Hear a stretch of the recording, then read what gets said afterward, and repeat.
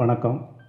அதாவது எப்போவுமே நான் கூப்பிட்டா எல்லாருமே ஓரளவுக்கு ஆதரவு தந்து வர்றதுக்கு உங்களுடைய பொற்பாதங்களை தொட்டு வருக வருகவென வரவேற்கின்றேன்.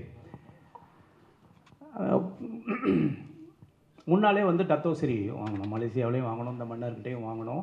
அதான் மினிமம் வந்து 3-4 இயர்ஸ் கேப் வேணும் அப்படின்ட்டு. எங்கள் அம்மா வந்து என்னை படிக்க வைக்கிறதுக்கு ரொம்ப கஷ்டப்பட்டாங்க. என் பிள்ளை படிக்கணும், உலகத்திலே பெரிய ஆளாக வரணும் அப்படின்ட்டு. நல்லா படித்து நிறைய பட்டமெல்லாம் வாங்கணும் அப்படின்னு அடிக்கடி சொல்லிகிட்டே இருப்பாங்க. முதல்ல என்னை பெற்ற தாய்க்கு இந்த தான்சிரி பட்டத்தை என்னை சமர்ப்பிக்கிறேன். என் தாய் அவங்க இப்போ உயிரோடு இல்லை, இருந்தாலும் அவங்க எண்ணத்தை நான் நிறைவேற்றிக்கிட்டு இருக்கேன். அதான் உண்மை. இந்த பட்டம் பொறுத்த வரைக்கும் நிறைய ஒரு 4-5 ப்ராடக்ட் கண்டுபிடிச்சிருக்கோம். இன்னோவேட்டிவாக சினிமாவில் இருக்கிறோம். தன்னம்பிக்கை பேச்சு உண்டு. இன்றைக்கி 2000 குடும்பங்களுக்கு வாழ்வாதாரமாக வேலை கொடுத்துக்கிட்டு இருக்கேன் இந்தியாவில். விஐபி ஹேர் கலர் ஷாம்பு மூலமாக, ஃபேக்ட்ரி மூலமாக, மார்க்கெட்டிங் மூலமாக. அது இல்லாமல் வந்து சினிமாவில் இருக்கிறோம், நடிச்சுக்கிட்டு இருக்கோம், அதெல்லாம் வேறு. இந்த சைடு ஏவிஎம், இந்த சைடு விஜயவாகினி. இதுக்கிடையில் சினிமாவுக்கு என்னால் முடிஞ்ச ஒரு சிறிய உதவியாக இந்த ஏசி ஃப்ளோரு 3 ஃப்ளோர் இந்த இடத்துல கட்டி வச்சுருக்கிறேன். இதுவும் சினிமா தான், சினிமாவுக்கு இன்வெஸ்ட்மெண்ட் தான். சினிமாவில் எத்தனையோ பேர் சம்பாரித்து வெளியே இன்வெஸ்ட் பண்ணிகிட்டு இருக்காங்க. நான் வெளியில் சம்பாரித்து ஒரு சினிமாவுக்கு இன்வெஸ்ட் பண்ணிகிட்ருக்கேன். இன்றைக்கி இந்த இடத்துல இருந்த எல்லா ஸ்டுடியோவும் போய் எல்லாமே அப்பார்ட்மெண்ட்டாக மாறி பெட்ரூமாக மாறிடுச்சு. டப்பிங்கு ரீரெக்கார்டிங் பெட்ரூமில் நடந்துக்கிட்டு இருக்கு. இப்போ ஷூட்டிங் வேணும்னா எல்லோரும் இப்போ வந்து காஞ்சிபுரம் போக வேண்டியிருக்கு. ஆனால் அதை மீறி சினிமாவில் என்னால் முடிஞ்ச ஒரு இது இந்த ஆர்கே ஸ்டுடியோ. அதில் தான் இப்போ உட்காந்து முதல் பேட்டி உங்கள்கிட்ட. இந்த அவார்டு பொறுத்த வரைக்கும் ஆல்ரெடி நான் 18 நாட்டில் சிறந்த பேச்சாளர், தன்னம்பிக்கை மோட்டிவேட்டர் பேசுவார் அப்படின்னு சொல்லி கொடுத்துருக்காங்க டாக்டர் பட்டம். அதை மீறி நிறைய ப்ராஜெக்ட் பண்ணிகிட்டே இருக்கிறேன். பெரும்பாலும் சினிமாவில் இந்த மாதிரி அவார்டெலாம் நிறைய நடக்கும். தமிழ்நாட்டிலே நடக்கும், இந்தியாவில் நடக்கும். என்ன இருந்தாலும் ஆஸ்கார் வாங்குறது தான் எல்லாருமே பெருமையாக நினைப்பாங்க. இல்லை வந்து இட்டாலியில் போய் வாங்கினா நல்லது நினைப்பாங்க. வெளிநாட்டிலேருந்து ஒரு மன்னர் வந்து ஒரு அங்கீகாரம் அப்படிங்கிறது தமிழனுக்கும் தமிழன் செய்கிற தொழிலுக்கும் ஒரு வரவேற்பு உண்டு. விஐபி ஹேர் கலர் ஷாம்பு அப்படிங்கிறது உலகத்திலே இல்லாத, க்ளவுஸ் போடாமல் அப்படியே தொடலான்னு சொன்னேன். வெளிநாட்டுக்காரையும் ஏற்றுக்கலை. தமிழ்நாட்டில் இருக்க ஒருத்தன் கண்டுபிடிச்சிருக்குது, அது எப்படி சாத்தியம்? வெளிநாட்டில் மார்க்கெட்டிங் போன உடனே நிறுத்திடுவான். நான் அழகாக சொல்வது உண்டு. தமிழ்நாட்டில் செருப்பு ஃபேக்ட்ரி வச்சுருக்கவங்க அமெரிக்காவில் செருப்பு தைக்கிறதுக்கு அனுமதிக்க மாட்டாங்க, நம்ம போக முடியாது. ஆனால் அமெரிக்காவில் செருப்பு தைக்கிறவன் இந்தியாவில் என்ன வேணாலும் பண்ணுறதுக்கு அனுமதி உண்டு. அப்படி நம்மளை அலோவ் பண்ணுறதில்ல. இது உங்கள் கண்டுபிடிப்பா, இந்தியாவில் கண்டுபிடிச்சிருக்கீங்களா? அதெல்லாம் இல்லை அப்படி. என்னால் வந்து உலக அரங்கில் போராட முடியலை. நீங்கள் க்ளவுஸ் எல்லாம் பயன்படுத்தலாம், கண்டுபிடிச்சிருக்கேன். இந்திய அரசாங்கம் 20 ஆண்டுகள் எனக்கு பேட்டர்ன் கொடுத்துருக்காங்க, இன்டலெக்சுவல் ப்ராப்பர்ட்டி அப்படின்ட்டு. சர்டிஃபிகேட் காமிச்சா கூட ஒத்துக்கலை. என்ன பண்ணால் தான் ஏன் ஒத்துக்குவீங்கன்னு கேட்டால், இல்லை சார் அது இந்தியா சைனா அதெல்லாம் அப்படிங்கிறான். அப்போது ஒரு முடிவெடுத்து லண்டனில் போய் கின்னஸ் வேர்ல்ட் ரெக்கார்டு ஆஃபீஸில் அப்ளை பண்ணி, உலகத்திலே வெறுங்கையில் பயன்படுத்தக்கூடிய ப்ராடக்டை ஒரு தமிழனாக ஒரு இந்தியனை நான் கண்டுபிடிச்சிருக்கேன், ப்ரூவ் பண்ணுறேன்னு சொல்லி 1000 பேர் தலையில் ஹேர் கலர் இது கிரே ஹேரோடு இருக்கிறவங்களுக்கு ஹேர் கலர் பண்ண வச்சு, வெறுங்கையில் பண்ண வச்சு, கையில் ஒட்டலைன்னு ப்ரூவ் பண்ணதுக்கப்புறம் தான் உலக மார்க்கெட்டில் நான் என்ட்ரி ஆனேன்.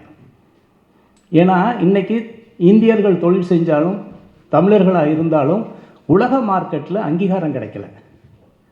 இந்த அங்கீகாரத்துக்கு ஒரு படிக்கட்டாக தான் இதை நான் பார்க்குறேன். வெளிநாட்டிலேருந்து ஒரு மனித தொழில் செய்கிறாங்க, ஒரு பண்ணுறாரு, இந்தாங்கன்னு சொல்லும்போது வெளிநாட்டில் போகும்போது நமக்கு ஒரு விசிட்டிங் கார்டாக இருக்குது. அதான் உண்மை. இதனால் நான் வந்து சாதிச்சிட்டேன்னு சொல்கிறத விட சாதனை நோக்கி பயணிக்கிறதுக்கு ஒரு பாதையாக இந்த தான்சிரி எனக்கு அமையும். கின்னஸ் வேர்ல்ட் ரெக்கார்டும் அப்படி தான். கின்னஸ் வேர்ல்ட் ரெக்கார்டு படிச்சிருக்கேன், கையில் ஒட்டாதுன்னு சொன்னப்போ எல்லோரும் வரவேற்றாங்க. ஒரு 25 கண்ட்ரியில் பிஸ்னஸ் பண்ணிக்கிட்டு இருக்கேன். ஆமாம், பிஸ்னஸ் பண்ணிக்கிட்டு இருக்கேன்.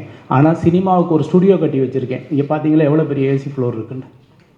உண்மையை சொல்கிறேன். இப்போ ஒரு படம் பண்ணிக்கிட்டு இருக்கேன்னா, ஒரு விலங்குகளை வச்சு குடும்பத்தோடு பார்க்குற படம் ஆல்மோஸ்ட் ஷூட்டிங் முடிஞ்சிருக்கு, விரைவில் ரிலீஸுக்கு வரும். சினிமா அப்படிங்கிறது என்னுடைய கனவு, என்னுடைய பேஷன். அதை விட சினிமாவில் நம்ம இருக்கோங்கிறதுக்கு நிச்சயமாக நான் ஒரு சேவையாக நினைக்கிறேன் இந்த ஸ்டுடியோவை. இதில் பிளாட் கட்டியிருந்தால் நல்லா கட்டியிருக்கலாம், நல்ல வீடு கட்டியிருக்கலாம், எல்லாம் கட்டியிருக்கலாம்.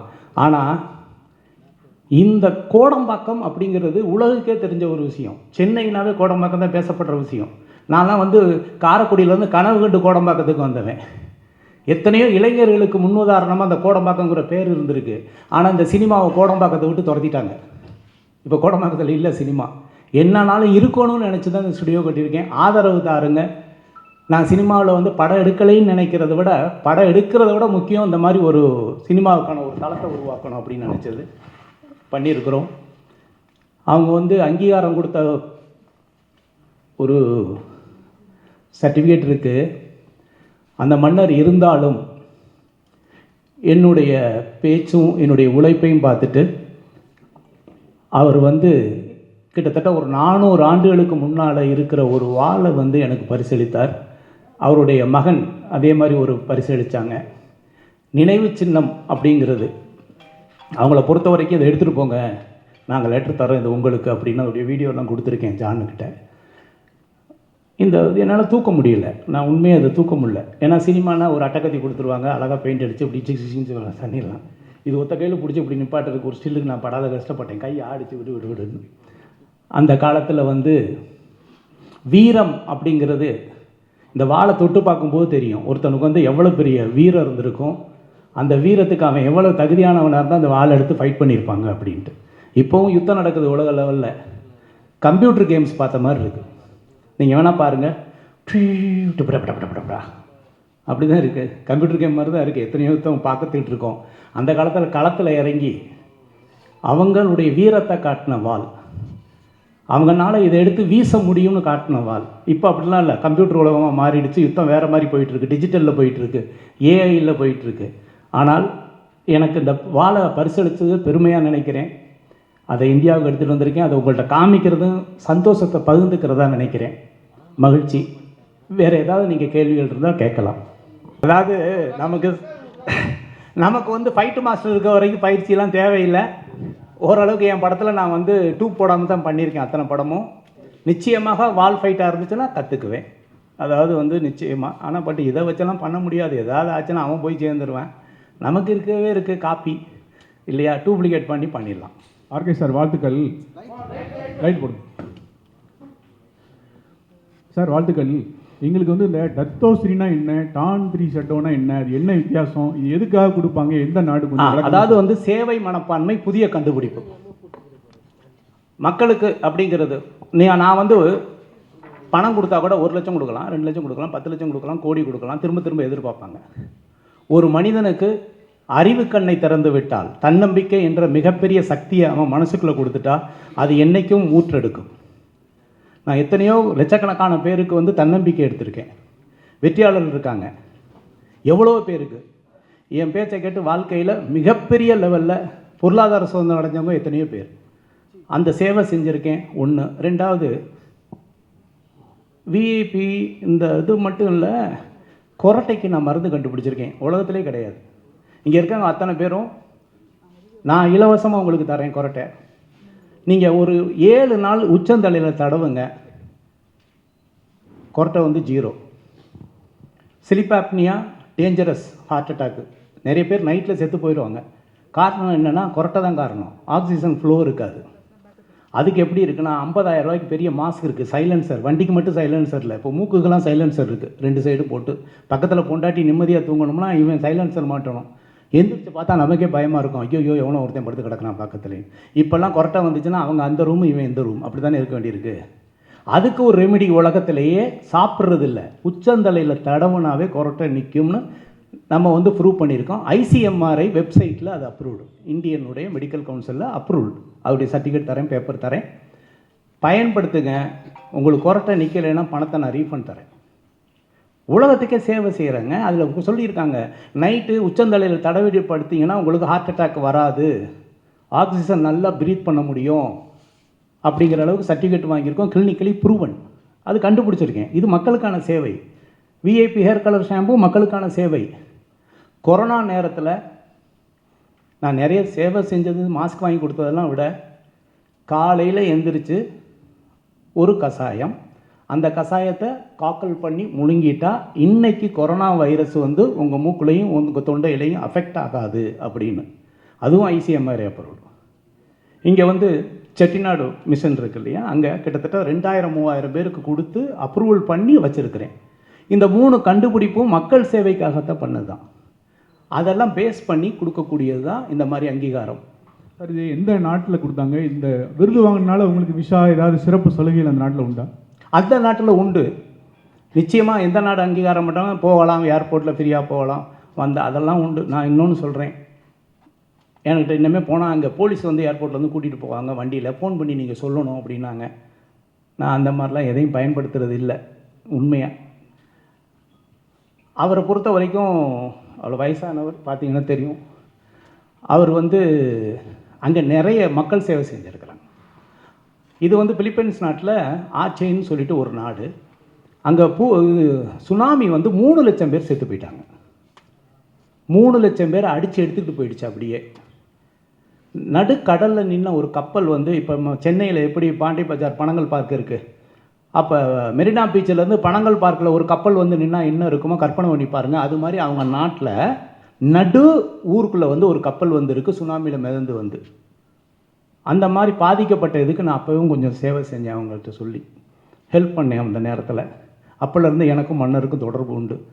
இதெல்லாம் எப்படின்னா, ஒரு ப்ராடக்ட் விற்க போகும்போது சந்திக்கக்கூடிய ஒரு விஷயங்கள், அதுக்கப்புறம் நம்ம யார், என்ன பண்ணுறோம், என்ன ஏதுங்கிற பழகிறத வச்சு அதை வச்சு தேர்ந்தெடுக்கிறது தான் இது. மகிழ்ச்சி. அடுத்து சார், நம்ம ஊர் ராஜாக்கள் பொன்னியின் செல்வன் அந்த மாதிரிலாம் கேள்விப்பட்டிருப்போம் நம்ம. ஸோ அவங்க வாழை தூக்கத்துக்கே அதுவே வெயிட் அதிகமாக இருக்கும். அந்த வாழையே வந்து அரசாங்கம் கைப்பற்றி அவங்க வந்து காட்சிப்படுத்தி வச்சுருக்காங்க, எல்லாருக்குமே தெரியும். ஸோ அப்படி இருக்கும்போது இது ராஜவாள், இந்த வாழை எப்படி உங்ககிட்ட கொடுத்தாங்க? இல்லை எவ்வளோ பணம் வாங்கினாங்க? மன்னிக்கணும், அதாவது வந்து இது வந்து அவருடைய சொந்தம், அவர் வச்சிருக்கிறது. மன்னர்கள் இன்றைக்கி எல்லாமே அவங்க வச்சுருக்காங்க. அவங்க நினச்சா அந்த இந்த இந்த இதை தான் கொடுக்குறாங்க. இது வச்சிருக்கிறத கொடுக்குறது, அவங்க வாங்கி கொடுக்குறது இல்லை. யாருக்கு யார் வேணாலும் பரிசளிக்கலாங்கிறதுல எந்த மாற்றம் கிடையாது, பரிசளிக்கலாம். இன்னொன்று வந்து அந்த நாட்டிலையும் நான் பிஸ்னஸ் பண்ணிக்கிட்டு இருக்கேன், விஐபி ஹேர் கலர் ஷாம்பு. அதான் உண்மை.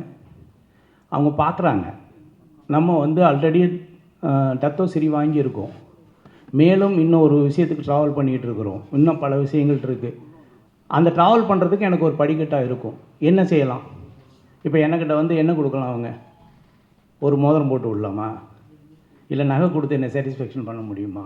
ஏதாவது யூனிக்காக ஒரு விஷயத்தை கொடுத்தா ஒரு இதாக இருக்கும், அவ்வளோதான். அதில் இதை கிஃப்டாக கொடுத்துருக்காங்க.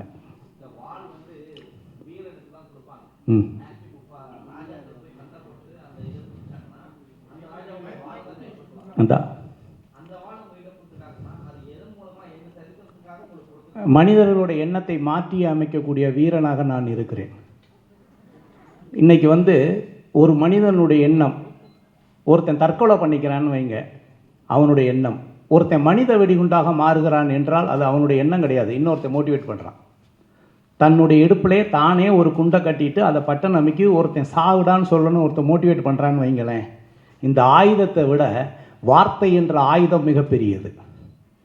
உன் உயிரை நீ மாய்த்துக்கொள் என்று அவனையே மனித வெடிகுண்டாக மாற்றக்கூடிய சக்தி நம்முடைய வார்த்தைக்கு இருக்குது, நம்மளுடைய மோட்டிவேஷனுக்கு இருக்குது. இந்த உலகமே அதில் தான் இருக்குது. நீங்கள் எவ்வளோ பேராக இருந்தாலும் சரி, பெரிய படை வச்சிருக்கிறதா இருந்தாலும் சரி, இயக்கமாக இருந்தாலும் சரி, மோர் தென் ஆயுதத்தை விட வார்த்தைக்கு அதிக சக்தி உண்டு. மோட்டிவேட் பண்ணுறாங்க. என் பின்னால் ஒரு கூட்டம் இருக்குது அப்படின்னு சொல்கிறாங்களே, எதை வச்சு சொல்கிறாங்க? அவங்களுடைய வார்த்தையை வச்சு தான், அவங்களுடைய பேச்சை வச்சு தான். என்னை பொறுத்தவரை இந்த ஆயுதத்தை விட உங்களுடைய பேச்சு மிகப்பெரிய ஒரு ஆயுதம். எண்ணத்தை மாற்றிவிடும், வாழ்க்கையை வளமாகவும் மாற்றிவிடும். இல்லை என்றால் தற்கொலை செய்யக்கூட அது தன்னை மாற்றிவிடக்கூடிய சக்தி வாய்ந்தது. வாளுக்கு அது கிடையாது, மனிதனுக்கு அது உண்டு. நீ நினைத்தால் ஒரு மனிதனை மாற்றி விடலாம், வெற்றியாளனாக இல்லை உயிரை மாய்த்துக்கொள் என்று 2 வழிகள் இருக்கிறது. அதனால் பேச்சுக்கு அதிக சக்தி உண்டு. சார் சார் வணக்கம். ஆர்கே சார் வாழ்த்துக்கள் சார். சார் வாழ்த்துக்கள் சார். சார் நீங்கள் கொரட்டைக்கு மருந்து கண்டுபிடிச்சிருக்கேன் அப்படின்னு சொன்னீங்க. அதை உச்சந்தலையில் வச்சா ஹார்ட் அட்டாக் கூட வராது அப்படின்னு சொன்னீங்க. இரவில் தூங்கும் பொழுது ஹார்ட் அட்டாக் வராது. நம்ம நாட்டில் நல்ல விஷயங்களை கண்டுபிடிச்சா அதை அங்கீகரிக்க மாட்டாங்க அப்படின்னு எல்லாருக்குமே தெரியும். அதை வெளிக்கொண்டு வர விட மாட்டாங்க. நீங்கள் கண்டுபிடிச்ச பொருளை வெளிக்கொண்டு வர விட்டாங்களா சார்? கண்டுபிடிச்சிருக்கேன், கிளினிக்கல் ஸ்டடி பண்ணியிருக்கேன். 500 பேரை வச்சு ஒரு மாதத்துக்கு அவங்கள தூக்க வச்சு ஸ்லிப் ஸ்டடி பண்ணி இன்றைக்கி இவ்வளோ சவுண்ட் இருக்குது, இவ்வளோ ஆக்சிஜன் ஃப்ளோ இருக்குது, இதை பயன்படுத்தினா என்ன இருக்குதுன்னு மார்க்கெட் பண்ணிகிட்ருக்கேன். ஆனால் அதுலேயும் பேர் வைக்கக்கூடாது, கொரட்டை நின்றுன்னு சொல்லக்கூடாது, இப்படி பல சட்டத்திட்டங்கள்லாம் இருக்குது, புரியுதுங்களா? அதையும் மீறி அந்த நியமம் மாற்றி எல்லாம் மாற்றி பண்ணிகிட்ருக்குறோம். இன்னொன்று நான் கேரண்டி தரேன், தலையில் தடவி கொரட்டை நிற்கலன்னு பணத்தை ரீஃபண்ட் தரேன், அந்த கேரண்டி தரேன். ஏன்னா இது வரைக்கும் கிட்டத்தட்ட ஒரு 50,000 பேர் யூஸ் பண்ணியிருக்காங்க, கிட்டத்தட்ட 4-5 வருஷமாக பண்ணிகிட்டு இருக்கேன். ஆமாம், யாருக்காக இருந்தாலும் நான் உங்களுக்கு இலவசமாக தரேன், நீங்கள் பயன்படுத்துங்க, கவலைப்படாதீங்க. சார் இன்னைக்கு கொரட்டையால் பல குடும்பங்களில் டைவர்ஸ் நடந்திருக்கு சார். கொரட்டையால் பல குடும்பங்களில் டைவர்ஸ் நடந்திருக்கு. அப்படி இருக்கும்போது நீங்கள் அதுக்கு ஒரு மருந்தை கண்டுபிடிச்சிருக்கீங்க. அது நீங்கள் ஏன் சார் இப்போ அதிகமாக ப்ரமோட் பண்ணலை? ஏன் ஸ்னோர் கேர் விஐபின்னு போட்டால் நெட்டில் இருக்குது, அமேசானில் இருக்குது, ஃப்ளிப்கார்ட் எல்லாத்துலேயும் இருக்குது. இல்லை, VIP snore care oil. Okay ஐயா சார், அதான் மோட்டிவேஷன் நல்லா பேசுகிறீங்க. இதை மக்களுக்கு பயன்படுத்துக்கு அரசியலில் வரலாம்ல, நீங்கள் அவங்கள மோட்டிவேட் பண்ணலாம்ல. ஒன்றும் இல்லைண்ணா, தப்பாக நினைக்காதீங்க. நான் என்றைக்குமே அரசியல் வேண்டாம்னு நினைக்கிறேன். அரசியல் பண்ணுறதுக்கு நிறைய பேர் இருக்காங்க, நமக்கு அரசியல் வேண்டாம். நம்ம தெரிஞ்சது என்ன இருக்கோ அதை செஞ்சுட்டு போவோம், தெரியாது நமக்கு எதுக்கு. சரி சார், உங்கள் குருநாதர் மாதிரியே மனுஷனை நம்பாமல் விலங்கு வச்சு படம் பண்ணுறீங்க, அதில் மனுஷர்கள்னு நடிக்கிறாங்களா? கட்டாயமான, அதாவது யோகி பாபு அவர்கள் இருக்கிறார்கள், தம்பி ராமையா அவர்கள் இருக்கிறார்கள், நாசர் சார் இருக்கிறாங்க, நிறைய ஆல் ஆர்டிஸ்ட். நான் என் படம்னாவே எல்லா ஆர்டிஸ்ட்டும் பக்கத்தில் நிப்பாட்டிக்குவேன், என்னை கொஞ்சம் பார்க்கணுன்னா அவங்களும் இருந்தால் சேர்த்து பார்ப்பாங்கன்னு. அதனால் தனியாக மட்டும் ஹீரோன்னு நினைக்கிறது இல்லை, டீம் ஒர்க்குன்னு நினச்சி ஆல் ஆர்டிஸ்ட்டு நல்ல பாப்புலர் ஆர்டிஸ்ட் போட்டு தான் பண்ணியிருக்கிறேன். இதில் ஒரு அனிமல்னால் ஒரு வீட்டில் வளர்க்குற நாய். உண்மையை சொல்லணுன்னா ஆணவ கொலை அனிமல்ஸையும் விடவில்லை. இன்றைக்கி ஆணவ கொலையை பற்றி எல்லோரும் பேசிகிட்டு இருக்கோம். பணக்காரன் வீட்டில் ஒரு நாய் இருந்தால் அந்த ஆணவ கொலை எப்படி இருக்கும், அதுதான் இந்த படத்துடைய கதை. ஓப்பனாகவே சொல்கிறேன். அந்த நாய் தங்கத்தட்டில் சாப்பிடுது, ஏசியில் படுத்துருக்குது, ஆனால் பெண் நாய். ரோட்டில் போகிற ஒரு ஏழையுடைய ஆண் நாய், அதுக்கு 2க்கும் லவ் வந்துருச்சு. யோசிச்சு பாருங்கள், இது எந்த அளவுக்கு ஒரு பணக்காரன் ரிவெஞ்சுக்கு ஆனான்னா, நம்ம மனுஷனை பற்றி பேசிகிட்டு இருக்கோங்க, அவன் வளர்த்த பெண் நாய்க்கு வந்த லவ்வுக்கு எதிரியாக மாறுறாங்க. அதாங்க கதை, சொல்லிட்டேங்க. ஆனால் படம் பாருங்கள், நல்லா இருக்கும். எதுக்கு சொல்ல வரேன்னா, ஆணவ கொலை அனிமல்ஸையும் விடவில்லை. என் பணக்கார விட்டு பொண்ணாயிடா, எப்படா நீ ரோட்டில் ஒரு ஆம்பளை நாய் வளர்த்துனா கிஸ் பண்ணிடுமா, பார்த்துருவோமா அப்படின்னு ஒருத்தன் வில்லன் கிளம்பி வர்றான்னா, அதனால் ஒரு ஹீரோ என்ன பாதிக்கப்படுறான், அவன் வாழ்க்கை என்ன டிசாஸ்டர் ஆகுது அப்படிங்கிற ஒரு மிகப்பெரிய. ஐயா சார் சார், இந்த மோட்டிவேஷனல் ஸ்பீச் வகையில் அவங்க கவுண்ட் எடுத்து உங்களை ஹானர் பண்ணுறாங்க. எங்கே நீங்கள் மோட்டிவேஷன்? எனக்கு எல்லாமே விட்னஸ்க்கு வீடியோ இருக்குது, ட்ரைனிங் கிளாஸஸ் பண்ணது எல்லாமே இருக்குது. எல்லாமே யூடியூப்பில் இல்லை அந்த யூடியூப்பில் போட்டால் இலவசமாயிடும். நான் கக்கூசில் உட்காந்துட்டு செல்ஃபோனில் பார்க்குறதுக்கு நான் தயாராக இல்லை. நீங்கள் வந்திருக்கீங்க, நீங்கள் இன்வால்வ் ஆகியிருக்கீங்க, உங்களுடைய ப்ரொஃபஷனலுக்கு நீங்கள் முக்கியத்துவம் கொடுத்துருக்கீங்க. அதையே நான் செல்ஃபோனில் பேசி அப்படி அனுப்பிச்சோன்னா உங்களுக்கு எங்கே இருக்கணும் அங்கே உட்காந்து இது ஆர்கே சாருடைய பேட்டின்னு பார்த்துக்கிட்டு இருப்பாங்க. தன்னம்பிக்கை அப்படி இல்லை. என்னுடைய கண்ணு பேசணும், கை பேசணும், என் உடம்பு பேசணும், அதை இங்கேருந்து உணரணும், அப்போ தான் தன்னம்பிக்கை வரும், இல்லைன்னா வரவே வராது. அதான் முக்கியம். அதனால் தயவு செய்து நான் டிஜிட்டலில் மாற்றி விட்டு 2 இன்ச்சில் என்னை சுருக்க தயாராக இல்லை. நான் நடத்துகிற ட்ரைனிங்காக இருந்தால், மோட்டிவேஷன் இருந்ததுன்னா நீங்கள் வரணும், ஃபுல் டே இருந்து தான் பார்க்கணும். ஆமாம், செல்ஃபோனே நாட் அலவுடு. நீங்கள் வாழ்நாள் பூரா செல்ஃபோன் பேசுகிறீங்க, பேசிட்டு போங்க, பரவாயில்ல. இன்றைக்காவது ஒரு 4 மணி நேரம் சொல்கிறத கேளுங்கன்னு தான் சொல்லுவேன். ஒன்றும் இல்லை, ஃப்ளைட்டில் போனோம்னா என்னங்க சொல்கிறாங்க முதல்ல, அப்புறம் சுவிட்ச் ஆஃப் அப்படி. இந்த டிஸ்டன்ஸை ட்ராவலை கடக்கிறதுக்கே சுவிட்ச் ஆஃப் பண்ண சொன்னான்னா, வாழ்க்கையில் பொருளாதார சுதந்திரம் அடைகிறதுக்கு கொஞ்சம் சுவிட்ச் ஆஃப் பண்ணிட்டு காதை கொஞ்சம் திறந்து வைங்கன்னு சொல்கிறோம், வேறு ஒன்றும் இல்லை.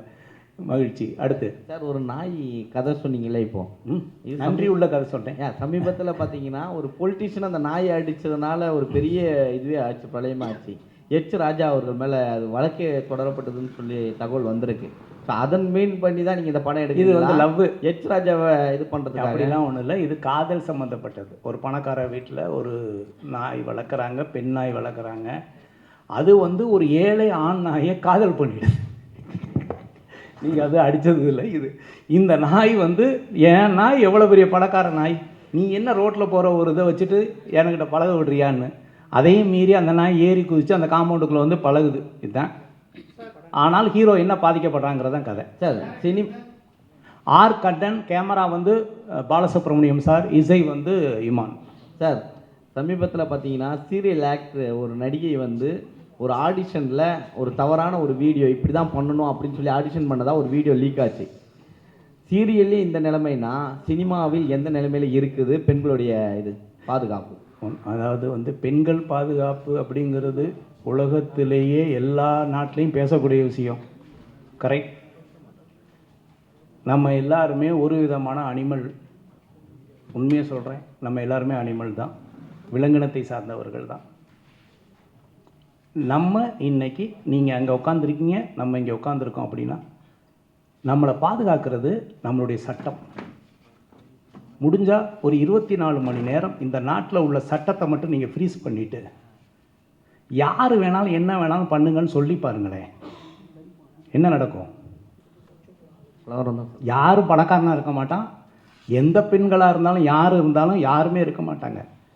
உண்மையை சொல்கிறேன். நீங்கள் நானும் இன்னைக்கு இப்படி உட்காந்துருக்கோம்னா நம்மளை காற்றில் இந்த சட்டம் நம்மளை பாதுகாக்கிறது. யாரையாவது பார்த்து கை நீட்டி உன்னை கொண்டு விடுவேன்னு சொன்னோம்னா சட்டம் பாதுகாக்குது. கையை பிடிச்சி இழுக்கலாம்னு சொன்னால் சட்டம் பாதுகாக்குது. இதை மீறி தவறுகள் நடக்கிறது அப்படிங்கிறது நடந்துக்கிட்டே தான் இருக்குது. இந்த உலகத்தில் திருடனா பார்த்து திருத்த ஒழிக்க முடியாதுங்கிற மாதிரி உண்மையாலுமே கடுமையான சட்டங்கள் இருக்கிறது. இன்னும் கடுமையாக்கப்பட வேண்டும்ங்கிறத என்னுடைய வேண்டுகோள். ஆனால் நம்ம யாருன்னு ஒரிஜினலாக உங்களுக்கு தெரியணும் அப்படின்னா ஒரு 24 மணி நேரம் இந்தியாவில் இருக்க என்ன எல்லா சட்டத்தையும் ஃப்ரீஸ் பண்ணி வைக்கிறோம். முடிஞ்சால் நீ 24 மணி நேரம் வாழ்ந்துக்கடான்னு சொல்லி பாருங்க, நம்ம யாருன்னு இந்த உலகத்துக்கு தெரியும். உண்மையான விலங்கு யார், இந்த மனிதர்கள்னு தெரியும். சட்டம் நம்மளை பாதுகாத்து கொண்டு இருக்கிறது.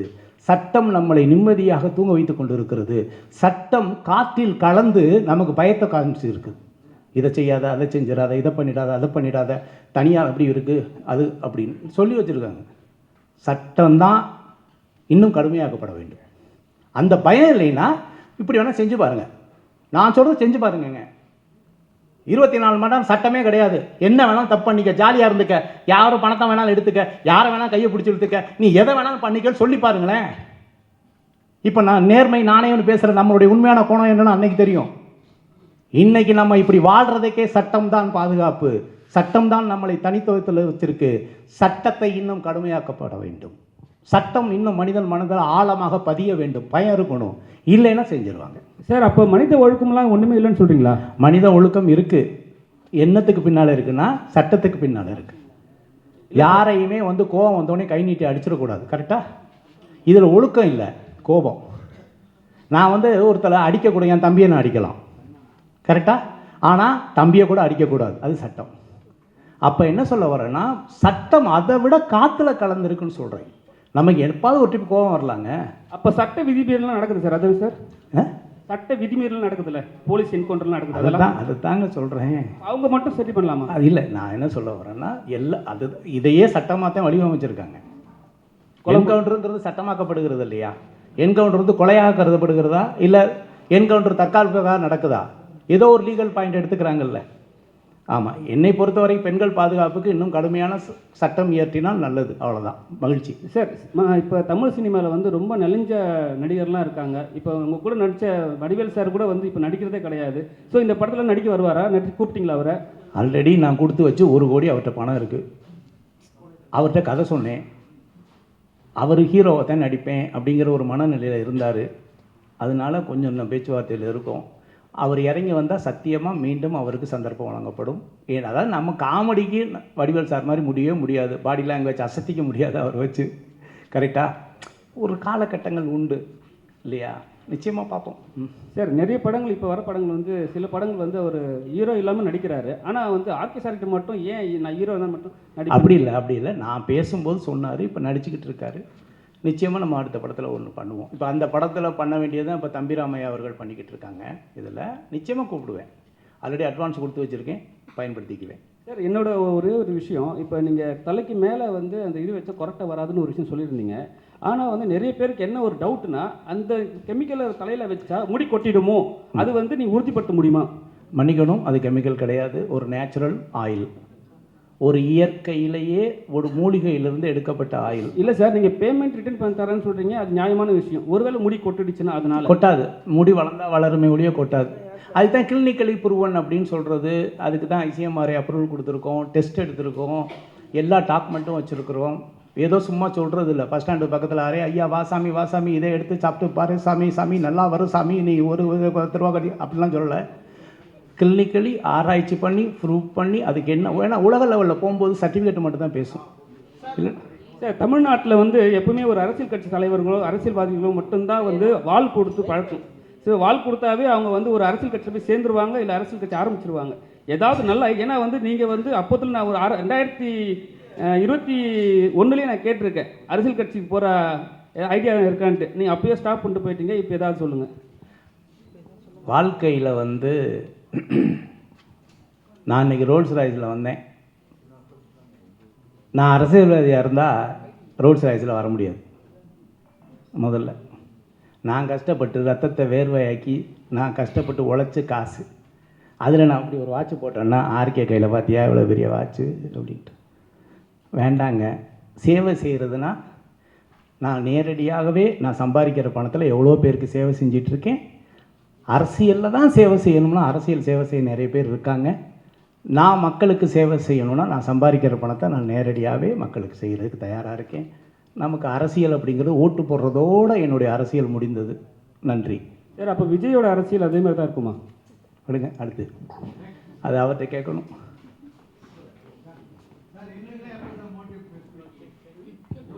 சார் நான் வந்து ஒன்று சொல்லவா, அதாவது ஜான் வந்து எப்போ சொன்னாலும் சரி ஒரு சார் நம்ம எதாவது அப்படி பண்ணணும் இப்படி பண்ணணும் எதாவது சொல்லுவார். நான் சினிமா ப்ரொஜெக்ஷன் முடிஞ்சு நான் தான் அந்த கிஃப்ட் கொடுத்து விட்டேன், வீட்டுக்கு தூக்கிட்டு போங்கன்னா சார். ஏன்னா அதுவே ஒரு மோட்டிவேஷன். உண்மையை என்னுடைய எல்லா படத்துக்குமே ஒரு கிஃப்ட் கொடுத்துருக்கேன், எல்லாருக்கும் கொடுத்துருக்கேன் இந்தாங்கன்னு. அப்போ வந்து அதுவே ஒரு மோட்டிவேஷன் தான். நீங்கள் போகிறீங்க, நீங்கள் சாப்பிட்றீங்க, படம் பார்க்குறீங்க, உங்களுடைய இல்லத்தரசியும் உங்கள் குழந்தைகளுக்கும் நீங்கள் என்ன சொல்ல போகிறீர்கள்? அப்பா அந்த படத்தை பார்த்துட்டியாப்பா, நீங்கள் மட்டும் எல்லாத்தையும் பார்த்துட்டு வந்துடுங்க, கரெக்டாக இல்லையா? முதல்ல சிந்தனை பண்ணேன், பரவாயில்லையா ஆர்கே படம் பார்த்தாருன்னா ஒரு கொடுத்து விட்டாங்க அப்படின்ட்டு. வீட்டுக்கு பயன்படுற பொருளாக தூக்கிட்டு போங்கன்னு சொல்லி தான் கொடுத்து விட்டேன். அதுவே ஒரு தன்னம்பிக்கையான விஷயந்தான். ஓகே, நீங்கள் உலகத்துக்கே உப்பு புளி பார்க்குற ஆளுங்க, கரெக்டாக இல்லையா? ஆமாம், எல்லாம் நக்கீரர் மாதிரி ஐயா எவ்வளோ தப்பு இருக்கோ அதை மன்னிச்சுட்டு எதை பார்த்து கொடுக்கணுமோ பார்த்து எழுதி கொடுக்கன்னு சொல்ல வேண்டிய நிலைமையில தான் நம்ம இருக்கவே ஒழிய. சொல்லுங்கள் சார். அப்புறம் சார், இங்கேருந்து படிச்சுட்டு போனால் ஃபாரின் இங்கே சார் இங்கேருந்து படிச்சுட்டு போனால் ஃபாரினில் வந்து வேல்யூ இல்லை அப்படின்ற மாதிரி சொன்னீங்க. அப்போ படிச்சுட்டு போனால் இல்லை, ஓகே, சர்டிஃபிகேட்டோ இல்லை கண்டுபிடிப்புகளுக்கு. ஓகே, தெளிவாக சொல்லுகிறேன், இந்திய கண்டுபிடிப்புகளுக்கு உலக அரங்கில் இருக்கக்கூடிய மரியாதையை பற்றி பேசுகிறேன். ஆனால் சாஃப்ட்வேர் கம்பெனி அப்படி இல்லை, உழைப்பு சார்ந்தது. உலகத்தில் பெரிய பெரிய பதவியில் இந்தியன் தான் இருக்கிறாங்க சாஃப்ட்வேரில். சார் அதுக்கு என்ன சொல்யூஷன் சார் நீங்கள் நினைக்கிறீங்க? நிறைய வரணும். இல்லை அங்கேருந்தா நம்ம படிச்சுட்டு இங்கே வரணும்? இல்லை, நிறைய வரணும். படிக்கிறதுல கண்டுபிடிப்புகளுக்கு நிறைய வரணும். நிறைய இப்போ வந்து நம்ம கண்டுபிடிக்கணும், புதிய புதிய கண்டுபிடிப்புகள் இருக்கணும், நிறைய கண்டுபிடிக்கணும். அதை வச்சு தான் நம்ம பொருளாதாரங்களில் நம்ம போக முடியும். நிறைய ஃபேக்ட்ரிகள் வரணும், நிறைய இன்னோவேஷன் இருக்கணும். நல்லா யோசிச்சு பாருங்கள், இங்கே இது பின்னால் இருக்க அத்தனை கேமராவும் எந்த நாட்டு இது சார்? செல்ஃபோன் யோசிச்சு பாருங்கள். 130 கோடி மக்கள் இருக்கிற இந்த இந்தியாவில் உலகத்தரம் வாய்ந்த ஒரு கைபேசியை நம்மளால் தயாரிக்க முடிகிறதா? சாம்சங்கும் ஐஃபோன் தானே வச்சுருக்கோம், யோசிங்க. அப்புறம் எப்படி நம்ம போய் பெருமையை சொல்ல முடியும்? சைனா ஃபோனை நம்ம வாங்குறோமா? என்ன சொல்கிறோம், சைனா ஃபோன் சைனாவா அப்படின்னு கேட்குறோமா இல்லையா? அதே நிலைமை தான் இந்தியாவுக்கு இருக்குது. நான் என்ன கேட்குறேன், ஒரு சாம்சங் மாதிரியும் ஒரு ஐஃபோன் மாதிரியும் அதை விட இந்தியன் அப்படின்னு ஒரு ஃபோனை ஏன் நம்மளால் உருவாக்க முடியலை? மக்கள் தொகை இல்லையா, பணம் இல்லையா? யோசிச்சு பாருங்கள், எவ்வளோ பெரிய வியாபாரத்தலம், 130 கோடி மக்கள் இருக்கிற வியாபாரத்தலம். ஆனால் நம்மளுக்கு கண்டுபிடிப்புகள் கம்மியாக இருக்குது. இல்லைன்னா உலகத்தோட காம்படேட் பண்ணுற தன்மை கம்மியாக இருக்குன்னு நான் நினைக்கிறேன், வேற ஒன்றும் இல்லை. சார், போன மீட்டிங் சொன்னீங்க 2 படம் வருஷத்துக்கு கொடுப்பேன்னு. ஆனால் 2 வருஷமாக நீங்கள் படத்தில் நடிக்கவே இல்லை, என்ன காரணம்? இந்த ஸ்டுடியோ கட்டிகிட்டு இருக்கேண்ணா, ஏதாவது ஒரு இடத்துல தான் பணம் போட முடியும். நல்லது.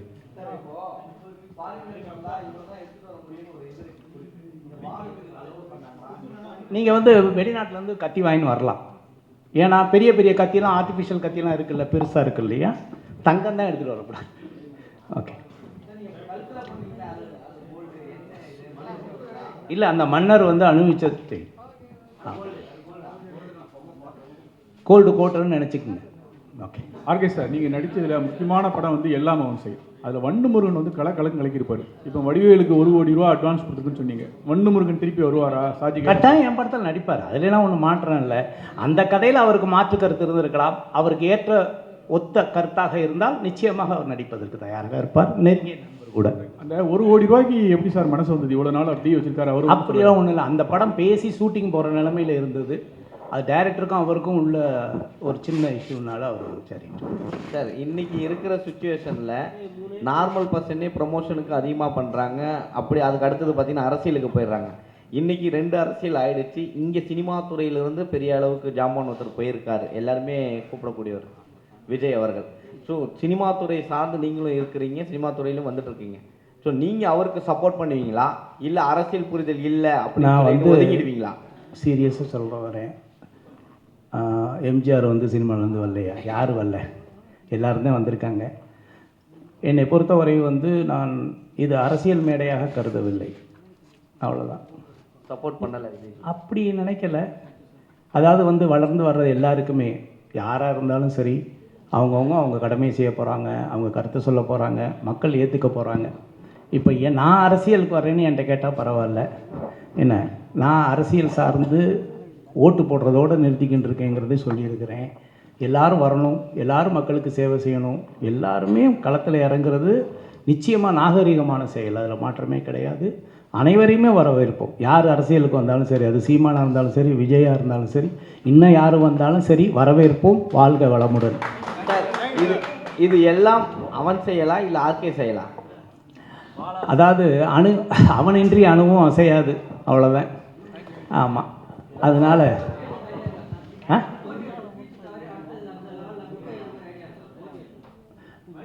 இதை வந்து கிட்டத்தட்ட ஒரு 15 ஆண்டுகளாக இந்த கேள்வி உண்டு. மேபி என்னுடைய கருத்து தவறாக இருக்கலாம். இந்த உலகத்தில் யாரெல்லாம் வெற்றி அடைய முடியும் என்று புத்தகம் எழுதினார்களோ அவர்கள் தன்னுடைய வாழ்க்கையில் சாதிக்க முடியாத ஒரு விஷயத்தை புத்தகமாக மாற்றி காட்டியிருக்கிறார்கள். இதையெல்லாம் செய்தால் நீங்கள் வெற்றி அடைய முடியும் என்று. என்னுடைய லட்சியம் வந்து புக் எழுதுவதல்ல, சுயசரிதை எழுத வேண்டும் என்பதற்காக இந்த ஆர்கே போராடி கொண்டு இருக்கிறேன். என்னை பற்றி சுயசரிதை எழுதுகிற அளவுக்கு என்னுடைய தன்னம்பிக்கை வளர்த்துக்கணும், உழைப்பை வளர்த்துக்கணும், கண்டுபிடிக்க வளர்த்துக்கணும். ஒழிய நானும் வெற்றி அடைவது எப்படின்னு புக் எழுதிட்டேன்னு வைங்களேன், அது முடிஞ்சிடும், அவன் வேண்டாம். நம்மளை இன்னொருத்தர் சுயசரிதை எழுதுகிற அளவுக்கு நம்ம போராடணும், உழைக்கணும், அந்த இலக்கை நோக்கி ட்ராவல் பண்ணணுங்கிறதுக்காக தான் புக் எழுதலை, வேறு ஒன்றும் இல்லை. மகிழ்ச்சி.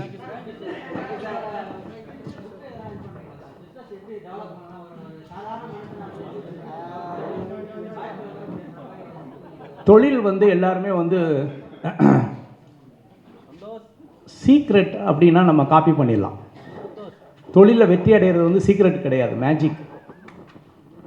நகைக்கடை எடுத்துக்கோங்க, எல்லாமே 916 KTM தானே. ஒரு நகைக்கடையில் 2000-3000 பேர் உள்ளே நிற்கிறான், பக்கத்தில் உள்ள நகைக்கடையில் 4 பேர் உள்ளே போகல. நகை தானேங்க, நகை தானே. சீக்ரெட்டாக இருந்தால் நானே பிரிண்ட் அவுட் எடுத்து உங்களுக்கு கொடுத்துருவேனே, இந்த சீக்ரெட்டை பயன்படுத்துக்குன்னு சொல்லிட்டு. மேஜிக் ஆஃப் சக்ஸஸ்னு ஒன்று இருக்குது. இந்த தொழிலில் வெற்றியாளர்கள் வந்து மேஜிக் ஆஃப் சக்ஸஸ் தான் பண்ணுறாங்க. ஒரு மியூசிஷியன் மாதிரி தான் இருக்குது.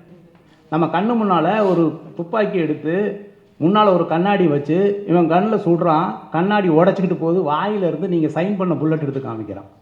நம்மளாம் என்னடா, கழுத்தை வெட்டி அங்கே வைக்கிறான், அந்த டேபிளில் வச்சு அங்கே கொண்டு போய் வைக்கிறான். நமக்கு முன்னால் கத்தி எடுத்து சொருகிறான், வெளியில் வர்றாங்க. ஆனால் நம்ம ஏற்றுக்கொள்கிற அளவுக்கு அந்த பர்ஃபார்மன்ஸ் இருக்கா இல்லையா, டீம் ஒர்க் இருக்கா இல்லையா. ஒரு பொண்ணை பார்த்து எப்படினோடனே அப்படிங்கிறான், கத்தி எடுத்து சொல்கிற அப்படியே இருக்கிறா, கடைசியில் உயிரோடு சிரிச்சுட்டு வந்துடுறாளா இல்லையா. சீக்ரெட்டாக இருந்தால் எப்படி இருக்கும், இல்லை மேஜிக்காக இருந்தால் எப்படி இருக்கும். சீக்ரெட்டாக இருந்தால் அங்கே ரிவீல் பண்ணால் ஏதாவது இருக்குமா, ஒன்றுமே இருக்காது. இந்த உலகத்தில் வெற்றியாளர்கள்லாம் மேஜிக் பண்ணுறாங்க, அது எப்படின்னு தெரியலை. இன்றைக்கி நகைக்கடை எடுத்துக்கங்க, துணிக்கடை எடுத்துங்க. துணிக்கடை எல்லாருமே துணிக்கடை தானேங்க. அவங்க ஒன்றும் எல்லாமே வந்து தறியில் நெஞ்சு மிஷினில் கொண்டாடலைங்க, லேபிள் மட்டும் தானே பண்ணுறாங்க. நகை அப்படித்தானே, நகை என்ன அவங்க சொந்த வீட்டிலேருந்து எடுத்துகிட்டு வர்றதில்லை, ஒரு மெட்டல் தானே. ஆனால் அந்த நகைக்கடையில் 5000-10,000 பேர் உள்ளே போகிறாங்களே. ஒரு நகைக்கடையில் உள்ள செயின் வாங்குற கூட சார் வாங்க சார், சார் வாங்க சார் அப்படின்னு கூப்பிடுறாங்களே. அப்போ நகைக்கடைனா எல்லாமே தான் போகணும். மேஜிக் ஆஃப் சக்ஸஸ் தான் வேர்ல்டில் பெரிய சக்ஸஸ். என்னுடைய பார்வையில் நான் பார்த்ததில் ஒரு தொழில் வெற்றி அடையுது அப்படின்னா அவனுக்குள்ளே ஏதோ ஒரு மேஜிக் இருக்குது. அந்த மேஜிக்கை மட்டும் கண்டுபிடிச்சிட்டோம்னு வைங்களேன், அது பெரிய சாதனை. சீக்ரெட் ஆஃப் சக்ஸஸ் கிடையாது. சீக்ரெட்டாக இருந்தால் சொல்லி கொடுத்துடலாம்.